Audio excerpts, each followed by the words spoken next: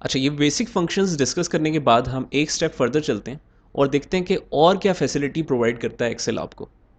अब बिलफर्ज अगर मैंने मंथ्स के नाम जनरेट करने हो तो उसके लिए आपको ज़्यादा एफर्ट करने की ज़रूरत नहीं है। आप सिंपल लिखेंगे जनवरी और यहाँ पर आके इसके फिल हैंडल पे डबल क्लिक करेंगे तो ये सारे मंथ्स के ऑटोमेटिकली नाम जनरेट कर देगा।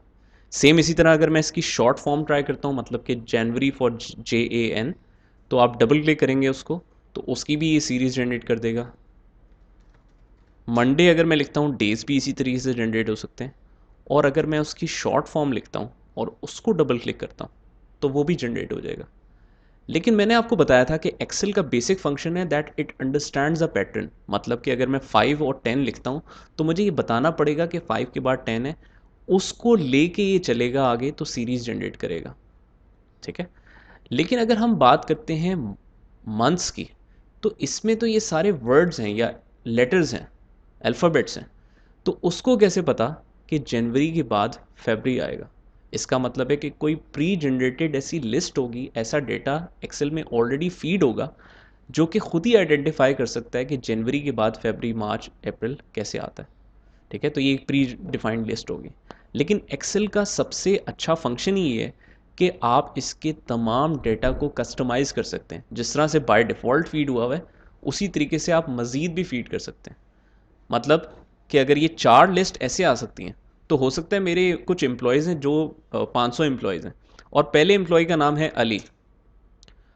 अली के बाद मैं डबल क्लिक करके सिर्फ ड्रैग करूं तो ये सारी सीरीज़ जनरेट कर दें, बिलाल या जितने भी एम्प्लॉयज़ आएंगे उसके बाद। तो मैं लिख लेता हूँ।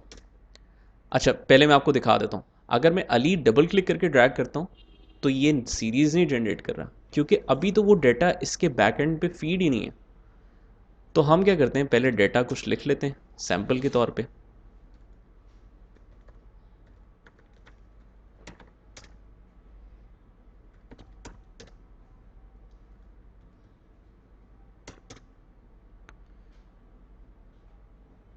ठीक है, ये मैंने कुछ डेटा लिख लिया। अब मुझे इस डेटा को फर्स्ट टाइम वहीं पर जाके फीड करना पड़ेगा जहां पर ये सारा डेटा फीड हुआ हो। उसके लिए आप जाएंगे फाइल में, फाइल में जाके आप जाएंगे बिल्कुल लास्ट में ऑप्शंस में। अच्छा, ये मैं आपको पहले ही बताता चलूँ कि ये मैं एक्सेल 2013 यूज़ कर रहा हूँ, तो ये जो फंक्शंस हैं ये वेरी कर सकते हैं अगर आप 2007 या 2010 यूज़ कर रहे हो। जिस तरह अगर आप 2007 यूज़ कर रहे हो तो आप जैसे ही खोलेंगे ना तो आपको मेन्यू ये इस तरह फुल पेज पे नहीं नज़र आएगा, बल्कि एक मेन्यू में नीचे ऑप्शन होगी एक्सेल ऑप्शंस की। एक्सेल ऑप्शंस पे आप प्रेस करेंगे और पॉपुलर का टैब में ही पहला टैब होता है, उसमें एडिट कस्टम लिस्ट की ऑप्शन होती है। 2013 में थोड़ा सा केस डिफरेंट है, तो मैं आपको शुरू से बताता हूँ। फाइल में जाके हम ऑप्शंस में जाएंगे और फिर आप जाएंगे एडवांस में। तमाम जो एक्सेल के फंक्शंस की कस्टमाइजेशंस है ना, आपने कुछ फंक्शंस ओपन करने हैं, कुछ बंद करने हैं, तो ये सारे यहाँ पर होते हैं। और ये जनरल फार्मूलाज देखें, काफ़ी सारे टैब्स हैं, लेकिन सबसे ज़्यादा फंक्शंस मौजूद हैं एडवांस में। ये हमें कैसे पता? देखें, बाकी सारे टैब्स में कोई स्क्रॉल का ऑप्शन नहीं आता, लेकिन एडवांस में इतने फंक्शंस हैं कि स्क्रॉल करना पड़ता है आपको बाकायदा। और बहुत सारे फंक्शंस हैं तो वो डिवाइडेड हुए हैं सेक्शंस में। अब देखें, इसकी हेडिंग का नाम है एडिटिंग ऑप्शंस और कुछ एडिटिंग ऑप्शंस हैं नीचे। फिर कट कॉपी एंड पेस्ट के हैं, उसके कुछ ऑप्शंस हैं। इसी तरह से हमने हेडिंग देखनी है जनरल की, तो जब जनरल की हेडिंग आए तो हम वहाँ पर रुक जाएंगे। ये देखें, ये जनरल की हेडिंग आ गई, तकरीबन ये लास्ट में होती है। उसमें आप जाएं एडिट कस्टम लिस्ट में। एडिट कस्टम लिस्ट में हम देख सकते हैं कि कुछ डिफ़ॉल्ट जो हमारे पास मंथ्स के आ रहे थे, न मंथ्स या डेज़, वो सारे यहाँ पर फीड हुए हुए।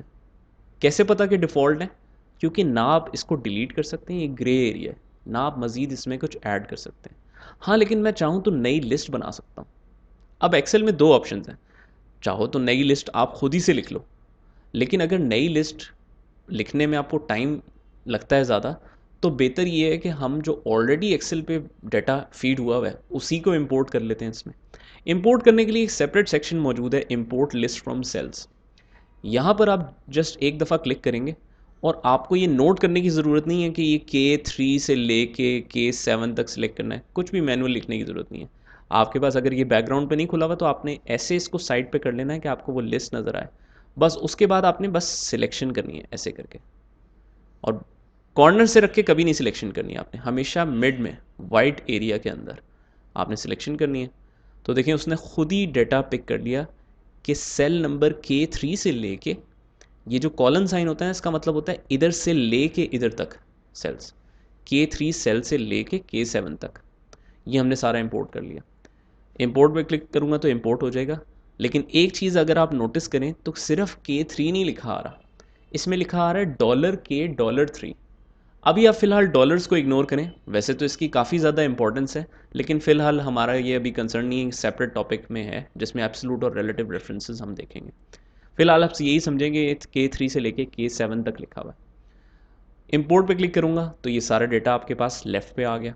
उसके बाद मैं डायरेक्टली ओके प्रेस कर देता हूँ। अब अगर आपके पास ये कुछ भी ना लिखा होता ना, और मैं सिंपल एक बेशक फ्रेश शीट में चला जाऊँ और मैं अली लिखूँ, डबल क्लिक करूँगा तो ये सारे नाम जनरेट करेगा। जैसी लिस्ट ख़त्म हो जाएगी उसी नामों को रिपीट करने लगेगा।